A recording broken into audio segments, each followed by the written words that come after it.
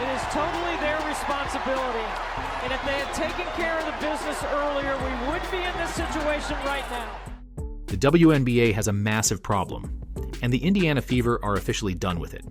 Wasn't just a missed call, it was a pattern. The problem is that many of these incidents are happening to Indiana Fever players, especially Caitlin Clark. Instead of celebrating the fact that the Fever made it to the Commissioner Cup finals, which should be headline news, the entire sports world is focused on something else. The continual reckless treatment of Caitlin Clark on the court. And I know you and JC go all the way back to the Big Ten.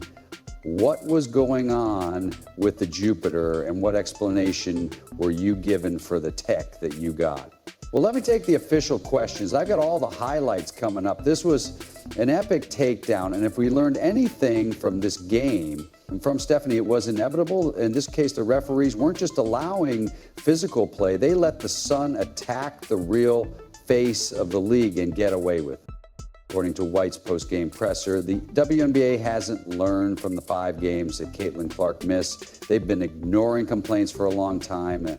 The Fever have obviously had enough. So let's break down the on-court chaos, the post-game smackdown, and the reaction from the sports community that is officially raising the alarm on the WNBA because we might have just reached a breaking point.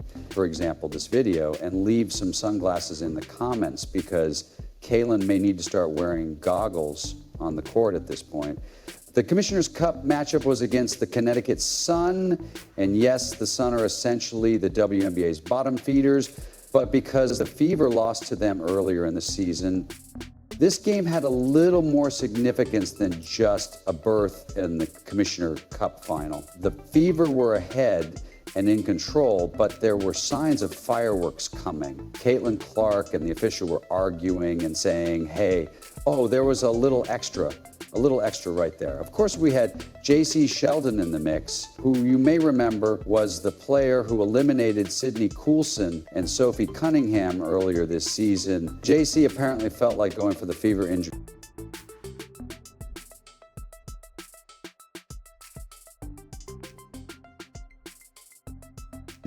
Hat tick, because when Kane Clark was attempting to make space, it appeared as though she had just been struck in the eye. Marina Mabrey was also missed. The Connecticut Sun combined 2 of the WNBA's most iconic attacks on Caitlin Clark, the eye claw and the blindside body check in a single sequence.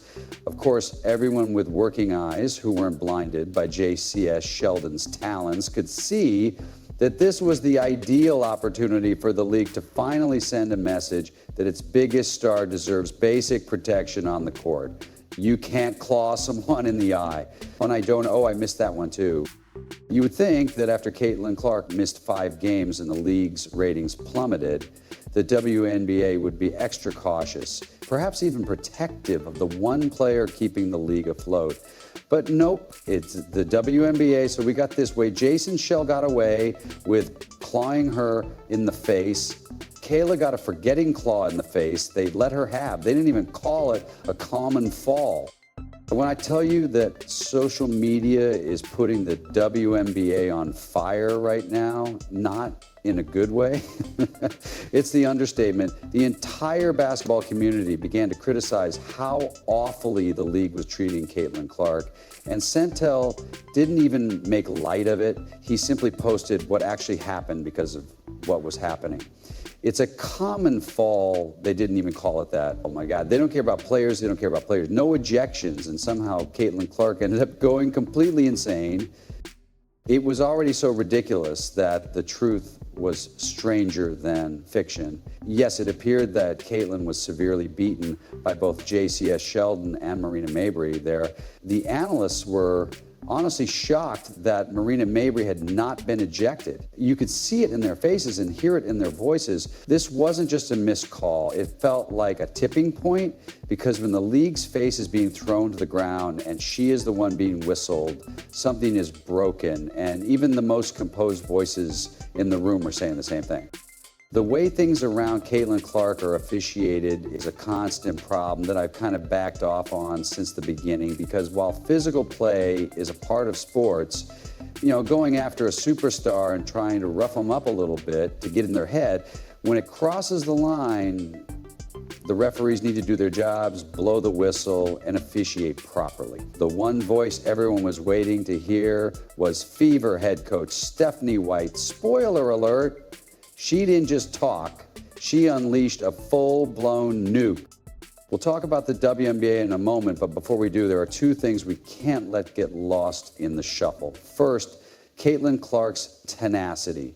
After taking yet another beating on national television with the crowd standing and the game in hand, she didn't just end it. Instead, she swung the dagger into the Connecticut Sun with a cold-blooded three right over J.C. Sheldon. You couldn't have scripted that better if you tried. The best part of this is the trash talk. Caitlin didn't just hit the dagger, she let them hear about it. You can see it in the clips from every side. Following the game, the Fever themselves posted Caitlin's reaction in slow motion on X. It wasn't just a celebration, it was a message. Of course, we can't forget about the steal going coast to coast. And now we have another break as J.C. Sheldon goes straight after Sophie Cunningham.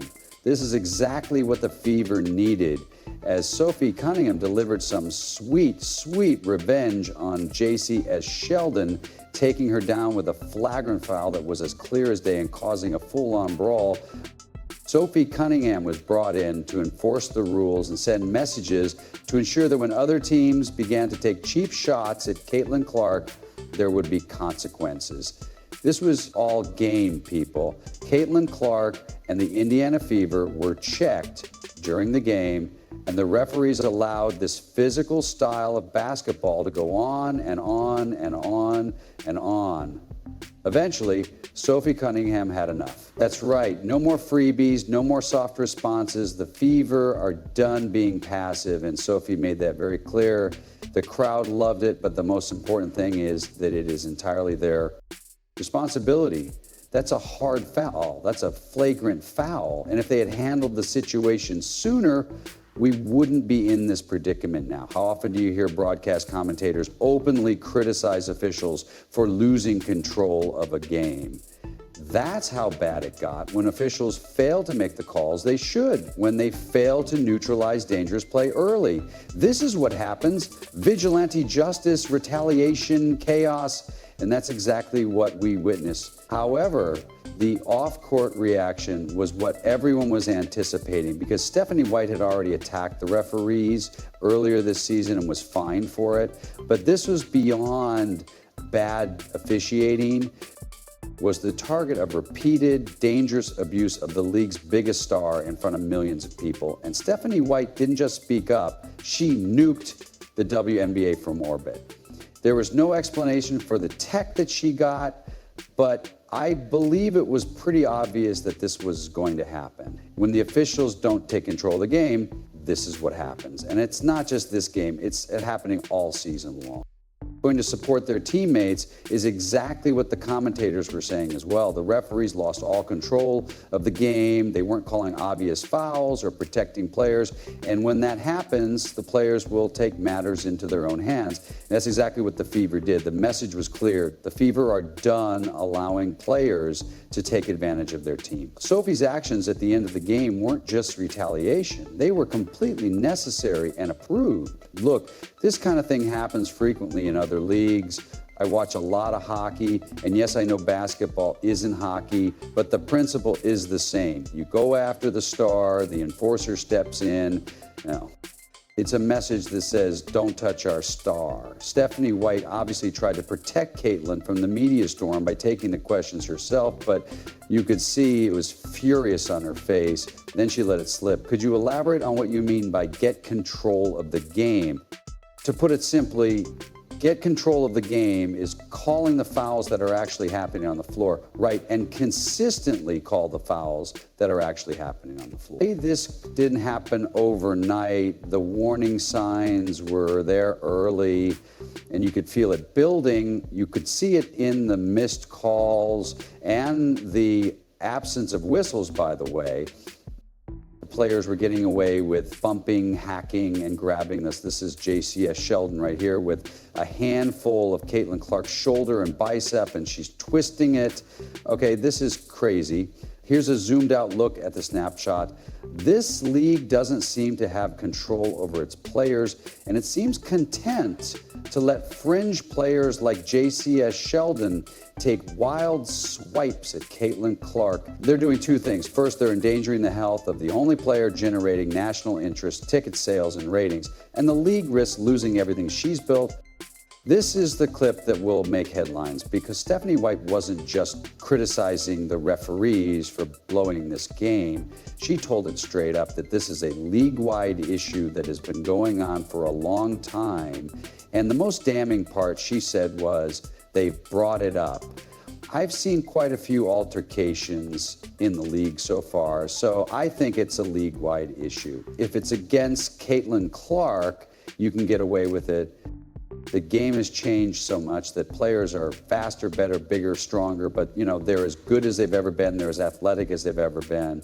Now that things are happening quickly, everyone is getting better except the officials. When Stephanie White says the officials are not keeping up with the league, it's not just criticism, it's a red alert that essentially calls out the entire officiating infrastructure is outdated, overwhelmed, and incapable of managing the modern WNBA game. Should be a huge wake-up call because it's faster, more physical, and now under more national scrutiny than ever before. The problem is that they don't call anything.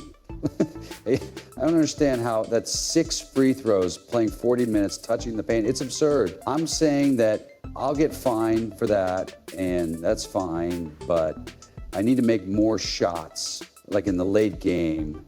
But they're fouling the underscore out of me every single play. So I'm very frustrated with that, and I'm sick of it. I talked to